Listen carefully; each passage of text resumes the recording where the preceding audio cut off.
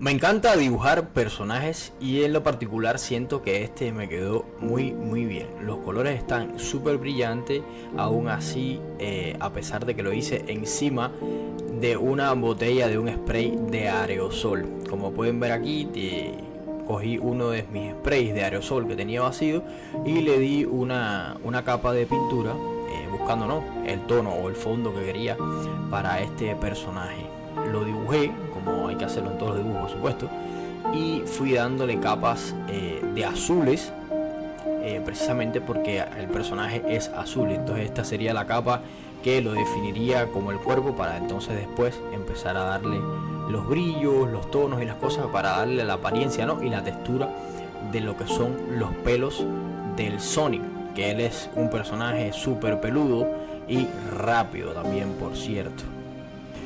Bueno, si se preguntan qué marcadores estoy usando, bueno, ahí lo están viendo. Estoy usando marcadores Posca y estoy usando los Fabric Master. No, perdón, Fabric Marker. Los Posca tienen como particularidad, ¿no?, que sellan muchísimo lo que es la pintura, la tinta de los Posca. Es una cosa increíble, encima de cualquier superficie que tú le des te queda súper metido el color. En cambio, los Fabric Marker son un poquito más transparentes, entonces yo lo uso para dar segundas capas o para darle texturas, para dar como especie de veladuras encima de los Posca. Por eso me gusta usarlo, porque uno es como más fuerte y sólido y el otro es más como para dar veladuro, más acuarelado, diría yo en este caso. No, la verdad no quiero aburrirte con tanto hablando, ¿no? Con tanto bla bla bla, de a lo mejor cosas que ya incluso tú sabes, ¿no? Entonces te aburro y te vas a querer ir del video, y ese no es la intención. De todas maneras, si no conoces, si sientes que necesites que te explique algo de lo que hice acá en este video, por favor me lo dejas en un comentario, y de paso, si no estás suscrito al canal, te suscribes al canal. Entonces voy a dejar que veas el video completamente, y si llegas hasta el final, por favor considera darme tu evaluación como crítico de arte. Igual no necesitas estudiar para ser crítico de arte, cualquiera puede criticar o cualquiera puede decir si le gustó o no le gustó. Así que nada, les voy a dejar seguir viendo el video tranquilo y espero que les guste. Y por favor, una vez más, suscríbanse al canal.